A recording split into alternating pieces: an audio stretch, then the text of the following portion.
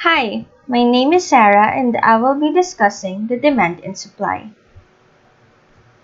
Imagine yourself going to a bookstore to buy the latest installment of your favorite book series. How much are you willing to pay in order to buy that new book from your favorite writer? What will you do if the price of the Frappuccino which you normally order while you relax and read your book has suddenly increased? These are only some of the questions that we ask relating to the concept of supply and demand. One of the best ways to appreciate the relevance of economics is to begin with the basics of demand and supply. So let's go ahead and define those two. Demand is the quantity of goods or service desired by the buyers. And the supply is the total amount of goods or service available for consumption. So let's discuss these two in a more detailed manner. As mentioned earlier, demand is the desire consumers have for a good or service. So basically, the higher number of people wants a good or service, the higher the demand for it. However, there is a difference between the demand and the quantity demanded. The quantity demanded is the specific amount of product that buyers are willing to purchase at a given price. And this relationship between the price and the quantity demanded at a specific price is called the demand relationship. The law of demand. If all other factors remain the same, the law of demand states that the higher the price of a good or service, the less people demand from it. In contrast, as the price of the goods or service decreases and everything stays the same, the quantity demanded by the buyers will go up. Intuitively, you will buy more of something if the price is lower than higher. Hence, the demand curve normally slopes downwards. So in this diagram, you will see the demand relationship. Each point on the curve, namely A, B, and C, reflects the quantity demanded at the given price. At point A, for example, the quantity demanded is low, which is at Q1, and the price is high, which is at P1. So generally, at higher prices, consumers demand less of a product, and at lower prices, they demand more. So let's now move on to supply. As mentioned earlier, supply is the capability of the seller to make things available for purchase or consumption. So basically, the higher the amount of good or service produced and made available to the consumers, the higher the supply of it will be. Just like the demand and the quantity demanded, there is also a difference between the supply and the quantity supplied. The quantity supplied is the amount of product or service that suppliers are willing to produce at a given price. So this relationship between the price and the quantity supplied is called the supply relationship. The law of supply. If everything remains the same, the law of supply states that as the price of an item or service goes up, the quantity people are willing to sell will also go up. However, as the price of an item or service goes down and everything stays the same, the amount people are willing to sell will also go down. The supply curve typically slopes upward, since a higher price means the sellers can earn more from each item they sell, so they tend to produce more of that item. In this diagram, you will see the supply relationship. So we have here again the points A, B, and C to show the direct correlation between the price and the quantity supplied. So as you can see on the diagram, as the price increases, the quantity supplied also increases. Supply and demand have a big impact on the price of products and services in the market. If we combine these two curves in one graph, it would look like this. The demand curve, which is the blue line, reflects the behavior of the buyers. And the supply curve, which is the orange line, reflects the behavior of the sellers. The intersection where the two curves meet is called the equilibrium. The equilibrium is a state in which market supply and demand balance each other so prices become stable. At this point, the allocation of goods or service is at its most efficient because the amount of goods or service being supplied is exactly the same as the amount of goods or service being demanded. At this point, the plans of consumers exactly match the plans of suppliers, wherein everything produced is consumed. And in this situation, both the buyer and the seller are satisfied. But of course, the economy is not always on its equilibrium. There is also a situation wherein we will encounter disequilibrium. This equilibrium is where we experience an excess demand or excess supply. An excess demand is created when the price is set below the equilibrium price. Because the price is low, too many consumers want the good, but the producers are not making enough of it. Just for example, let's say on a normal day, one box of face mask would cost 100 pesos. With this amount, the quantity that suppliers can make is at 1,000 boxes. However, when the pandemic started, the demand for face masks has also increased, so we experience an excess demand or what we also call shortage. According to an article that I've read, making additional supply of face masks would incur a lot of cost in the part of the supplier, so keeping the same price will not be profitable for them. So this excess demand causes upward pressure to the price. As the price increases, the quantity demanded decreases, as not all consumers are willing and able to buy the product at a high price. So once the quantity demanded decreases, the quantity supplied will increase until it reaches the equilibrium. On the other hand, an excess supply or surplus forces the seller to compete aggressively, which puts downward pressure in the prices. In this diagram, let's say the price of face mask per box is already at 500 pesos.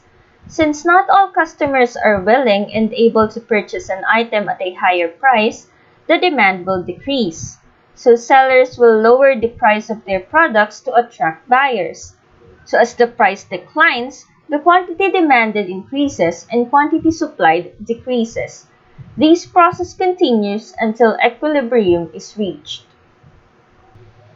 So let's have a quick recap of what I have already discussed. So the law of demand states that as the price of the goods or service goes up, the quantity demanded goes down. And as the price of the goods or services goes down, the quantity demanded goes up. While for the law of supply, as the price of a good or service goes up, the quantity supplied also goes up. And as the price of the goods or service goes down, the quantity supplied also goes down. Next is the equilibrium. So again, we reaches the equilibrium when the quantity supplied is equal to the quantity demanded. Then low prices lead to excess demand or shortage, while high prices lead to excess supply or surplus. And by adjusting prices, the seller and the buyer can clear these shortages and surpluses.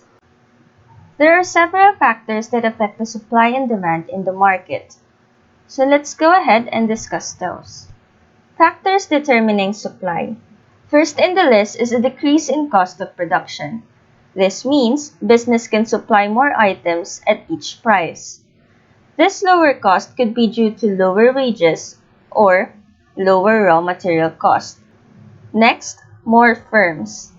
An increase in the number of producers will cause an increase in supply. So the more firms that we have, the more items will be produced for the consumption of the buyers. Investment in capacity. Expansion in the capacity of existing firms, such as building a new factory, will increase the supply. Since there is an additional factory, they can produce more items for the buyers. Related supply. An increase in supply of related goods can also increase the supply of other items related to it. Just for example, there is an increase in the supply of beef, so we can expect an increase in the supply or production of leather. The fifth one is the weather. Climatic conditions are very important for agricultural products. Just like for example, during summer, we can expect an increase in the supply of mangoes. Next one is technological improvements. Due to some improvements in technology such as computers or automation, Firms can reduce their costs so they can allot the excess budget to produce more items. Seventh on the list is lower taxes. Lower direct taxes such as tobacco tax or VAT reduce the cost of goods, which can result to an increased supply. Last one is government subsidies. Increase in government subsidies will also reduce the cost of goods. Just for example, train subsidies reduce the price of train tickets, and rice subsidies from the government reduces the price of rice. Let's now proceed to the factors determining demand. First on the list is the income. An increase in disposable income enables consumers to afford more goods. Higher income could occur for a variety of reasons, such as higher wages or lower taxes. Next is credit facilities. If it is easier and cheaper to borrow, this may encourage consumers to buy expensive items on credit. One example of this are car loans or house loans. The third one is the quality. So an increase in the quality of a good or service encourages people to avail or purchase the said product or service. One example of this is our mobile phones. So the higher the specifications of the phone, the more people demand from it. The next one is advertising. Advertising can increase brand loyalty to goods and increase demand. For example, higher spending on advertising by a company can increase global sales. These days, social media sites are used to advertise a product since it is accessible to almost everyone.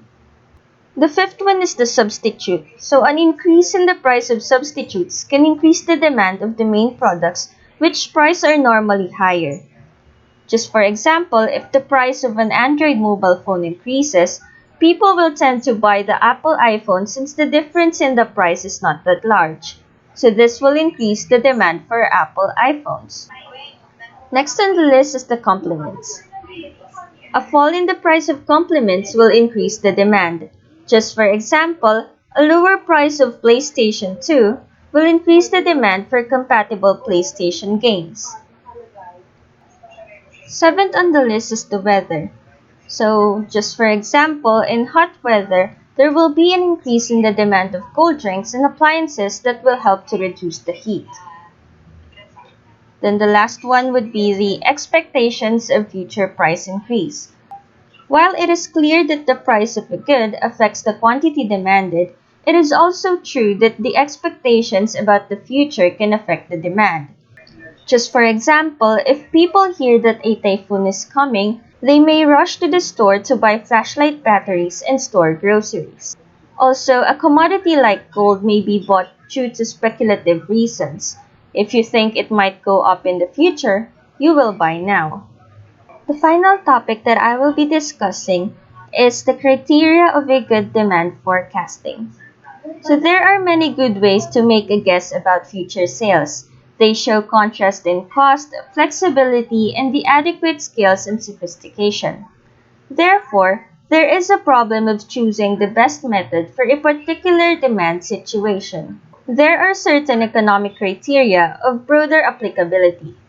They are accuracy, plausibility, durability, flexibility, availability, economy, simplicity, and consistency. So let's go ahead and define these terms thoroughly. First is accuracy. The forecast obtained must be accurate, and to obtain an accurate forecast, it is essential to check the accuracy of past forecast against present performance and of present forecast against future performance. Accuracy cannot be tested by precise measurement, but by judgment. Plausibility. The executive should have a good understanding of the technique chosen and they should have confidence in the techniques used. Understanding is also needed for a proper interpretation of results. Plausibility requirements can often improve the accuracy of results. Durability. Unfortunately, a demand function fitted to past experience may back cost very greatly and still fall apart in a short time as a forecaster. The durability of the forecasting power of a demand function depends partly on the reasonableness and simplicity of functions fitted, but primarily on the stability of understanding relationships measured in the past. Of course, the importance of durability determines the allowable cost of the forecast. Flexibility. Flexibility can be viewed as an alternative to generality. A long-lasting function can be set up in terms of basic natural forces and human motives. Even though fundamental, it would nevertheless hard to measure. A set of variables whose coefficient could be adjusted from time to time to meet changing conditions in more practical way to maintain routine procedure of forecasting. Availability. Immediate availability of data is a vital requirement. The techniques employed should be able to produce meaningful results quickly. Delay in results will adversely affect the managerial decisions. Next is the economy. Cost is a primary consideration which should be weighed against the importance of the forecast to the business operations. A question may arise: how much money and managerial effort should be allocated to obtain a high level of forecasting accuracy? The criterion here is the economic consideration. Simplicity. Statistical models are certainly useful, but they are intolerably complex. To those executives who fear mathematics, these methods would appear to be a Latin or Greek. This procedure should be simple and easy so that the management may appreciate and understand why it has been adopted by a forecaster. The last one is consistency. The forecaster has to deal with various components which are independent. If he does not make any adjustment in one component to bring it in line with the forecast of another, he would achieve a whole which would appear consistent. So that would be all for my report. Thank you so much for listening.